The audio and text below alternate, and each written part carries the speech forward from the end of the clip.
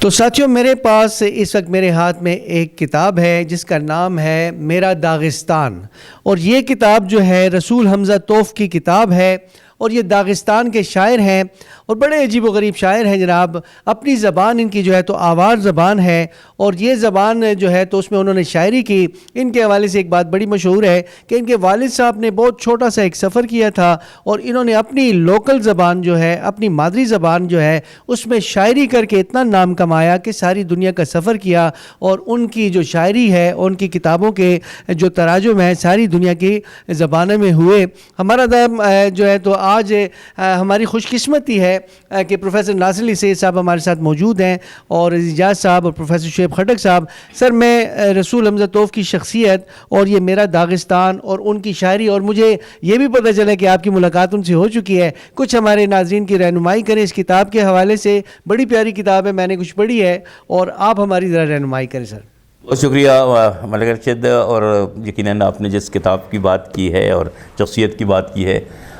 میرا داغستان ایک ایسی کتاب ہے، بالکل آپ نے صحیح کہا، اس کتاب کا بھی دنیا کی کم و بیش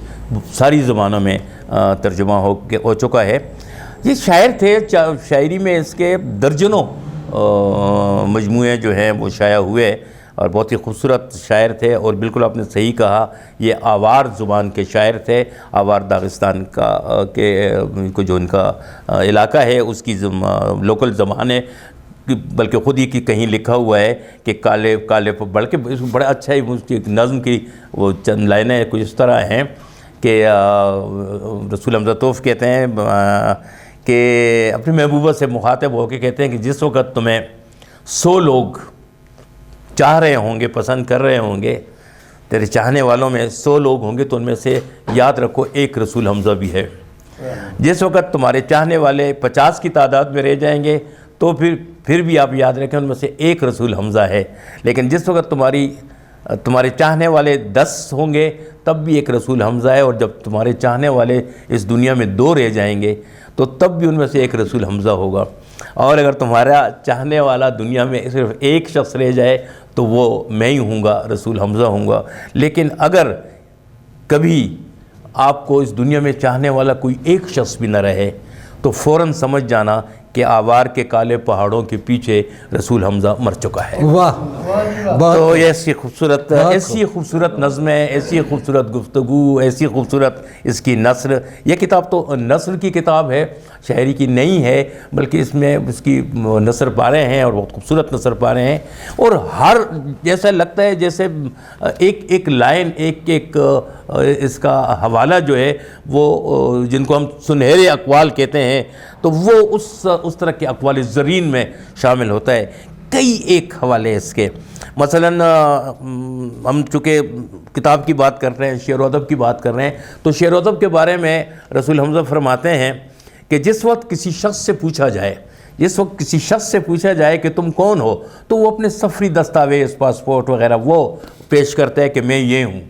لیکن جس وقت کسی قوم سے پوچھا جائے کہ تم کون ہو تو وہ اپنے شاعر، اپنے فنکار، اپنے سائنسدان اور سیاستدان پیش کرتی ہے کہ یہ میرا چہرہ ہے، میں یہ ہوں۔ یہ آپ اس طرح کی چیزیں لے کر وہ آگے چلتے ہیں۔ چھوٹی چھوٹی لائنیں، ایک سوئی کو دیکھیں کہ وہ بیک وقت ایک مالا بھی پروتی ہے، پھول بھی پروتی ہے، لیکن وہی سوئی کفن بھی سی رہی ہوتی ہے۔ اس طرح کی خوبصورت گفتگو کرتے کرتے مجھے ان کی 20 چیزیں یاد ہے۔ مثلا ایک جگہ پہ لکھتے ہیں، میرا داغستان ہی کی میں لکھتے ہیں کہ انسان کو صرف 2 مواقع پہ جھکنا چاہیے، ایک اس وقت جب وہ چشمے سے پانی پی رہا ہو، اور ایک اس وقت جب وہ ٹہنی سے پھول جو ہے وہ توڑ رہا ہو، اس کے علاوہ انسان کے لیے جھکنا نہیں۔ آوار زبان کا وہ شاعر تھا، اور انتہائی بلا کا نیشنلسٹ شخص تھا، اور آپ نے ملاقات کا ذکر کیا تو انٹرنیشنل کانفرنس یہاں اہل قلم کی ہوئی تھی، تو اس میں وہ تشریف لائے تھے، تو مجھے ان سے مصافحہ کرنے کا، ان کے ہاتھ کو بوسہ دینے کا اعزاز حاصل ہوا ہے، لیکن ان سے بات چیت نہیں ہو سکتی تھی کیونکہ وہ اپنی زبان کے علاوہ کسی زبان میں بات کرنا پسند نہیں کرتے تھے۔ آوار کے حوالے سے اس کتاب میں بھی اپنے والد صاحب کے بہت سی چیزیں بہت دلچسپ ہیں، کچھ چیزیں بہت مزے کی بھی ہیں کہ دلچسپ یعنی شگفتہ انداز کی بھی چیزیں موجود ہیں، لیکن کچھ چیزیں ہیں، مثلا اس کتاب کا آغاز اس کے اس قول سے یا ان لائنوں سے ہوتا ہے کہ وہ یہ فرماتے ہیں ایک جگہ پہ کہ جس وقت تم صبح نیند سے جاگو تو فوراً اپنے بستر کو مت چھوڑو جیسے تمہیں کسی چیز نے ڈنک مارا ہو، بلکہ تمہیں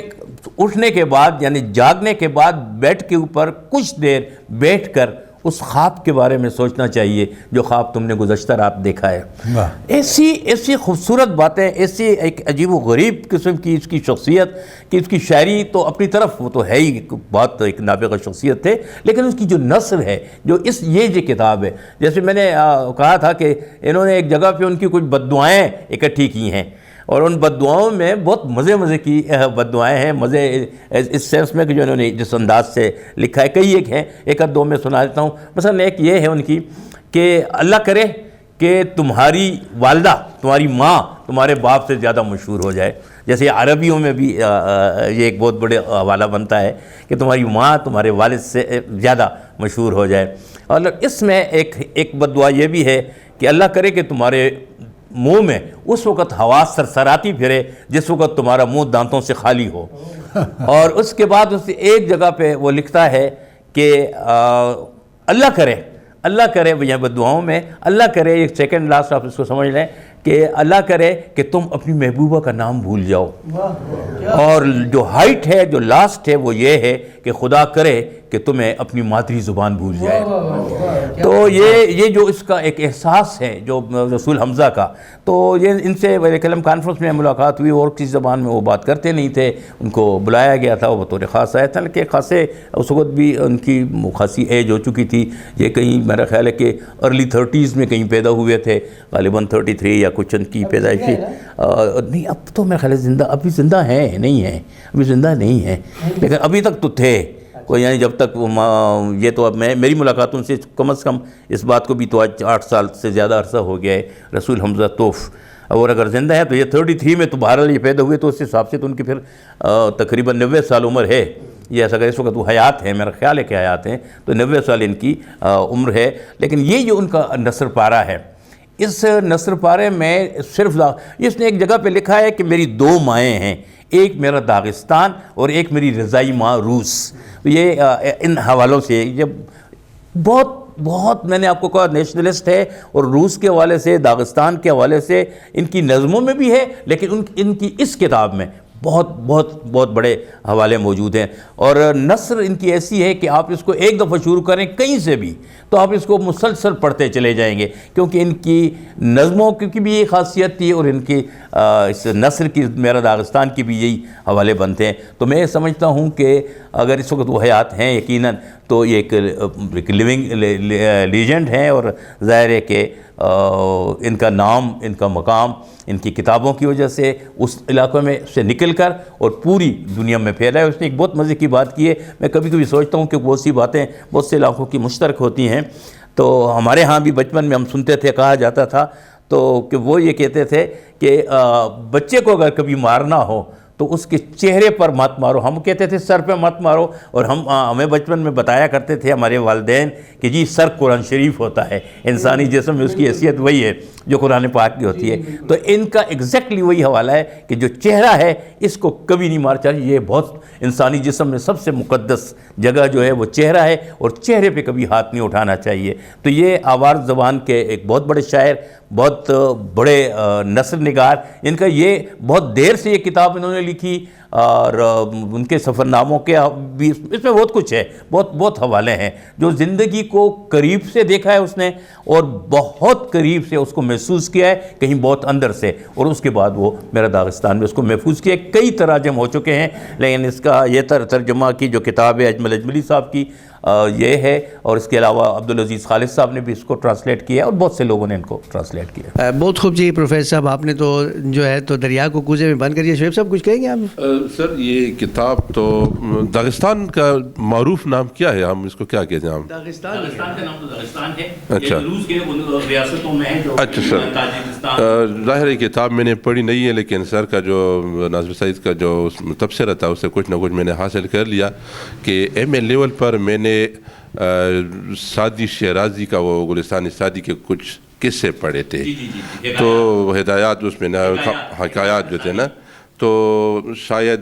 یا اس سے متاثر تھے یا بالکل اس طرز کی یہ انہوں نے جو آپ نے باتیں کی، کیا مطلب نصیحتوں والی باتیں اور سبق آموز باتیں جس طرح سعدی شیرازی کہتے تھے، تو یہ جو رسول حمزہ توف ہے اس کا انداز بھی مجھے تقریباً ویسا ہی لگتا ہے۔ شعیب صاحب آپ نے بالکل درست کہا کہ شاید ان کا حوالہ حکایات سعدی کا ذرا مطمع نظر بھی کچھ اور تھا اور وہ کچھ اور حوالوں سے لکھی گئی تھی، یہ کچھ نہیں کہنا چاہ رہے تھے، یعنی جس طرح ہم کہتے ہیں کہ شاید یہ کچھ سبق آموز کہانیاں ہیں، ایسا نہیں ہے، مگر اس نے زندگی کو بہت قریب سے سٹڈی کیا ہے، مطالعہ بہت زندگی کا بہت قریب سے کیا ہے۔ وہ جو حوالے تھے جو شیخ سعدی رحمۃ اللہ علیہ کے حوالے ہیں، وہ تو ظاہر ہے ان کی بھی اتفاق سے نظم کی کتاب بھی ہے اور نثر کی کتاب بھی ہے، اس کا جو گلستان سعدی اور بوستان سعدی، ان کے وہ حوالے اپنی جگہ پہ، لیکن اس میں جو زیادہ اخلاقیات کے موضوع جو ہے وہ بہت زیادہ ہے، جبکہ اس کے برعکس اس میں دنیاوی حوالے سے جو ہماری آج کی دنیا کے حوالے ہیں وہ اس میں بہت زیادہ اہم ہے۔ مثلا اس میں کار کے حوالے سے، موٹر کار کے حوالے سے، اور پتہ نہیں جو جدید ایجادات ہیں ان کو لے کر اور ان سے ایک معنی نکالنے کی کوشش کی ہے جو آج کی ہماری سینسیبلٹی، جو ہماری حسیات ہیں آج کی، وہ اس کو چھوتی ہیں، وہ ان حوالوں سے ہے۔ اس میں اس طرح کے قصے کہانیاں نہیں ہیں، لیکن اس میں ایک وزڈم ہے، ایک روشنی ہے، ایک بصیرت ہے جو آپ کو اپنی طرف کھینچتی ہے، فوراً آپ کو اپنی طرف کھینچتی ہے۔ ایک ڈرامائی رنگ ہے اس میں سر، آپ کہہ سکتے ہیں ڈرامائی رنگ ان معنوں میں تو خیر میں نہیں کہہ سکتا، لیکن میں یہ ضرور کہہ سکتا ہوں کہ یہ کتاب آپ سے دوستی کرتے ہوئے آگے چلتی ہے، آپ اس کے فوراً طرفدار ہو جاتے ہیں۔ اس حوالے سے ایک تنقید نگار کہتے ہیں کہ ایسے ہے کہ اس نے جو ہے تو کتاب کا دیباچہ لکھنا شروع کیا تھا۔ یہ انفیکٹ ساروں کے سارے دیباچہ ہے، لوگ اس پہ اعتراض یہی کرتے ہیں کہ یہ تو دیباچہ ہے، کتاب کہاں ہے؟ ایک رائٹر شروع ہوتے ہیں دیباچہ لکھنے کے لیے، وہ دیباچہ ہوتے ہوتے کتاب بن گئی، بلکہ ڈسپرسڈ میڈیٹیشنز، ہمیں مطلب بکھرے ہوئے خیالات ہیں، مگر ان کے اندر ایک وزڈم ہے جو کہ ہمیں ملتی ہے۔ اور شاہ جی آپ کا بہت شکریہ کہ آپ نے جو ہے تو دریا کو کوزے میں بند کر دیا اور آج ہمیں وزڈم ملی جی۔ عزیز صاحب آپ کا شکریہ جی، شاہ جی آپ کا شکریہ، اور شعیب خٹک صاحب آپ کا شکریہ جی۔ ناظرین، رسول حمزہ توف کی کتاب میرا داغستان آپ کو کیسے لگی؟ فیڈ بیک ضرور دیجیے گا۔ اللہ حافظ۔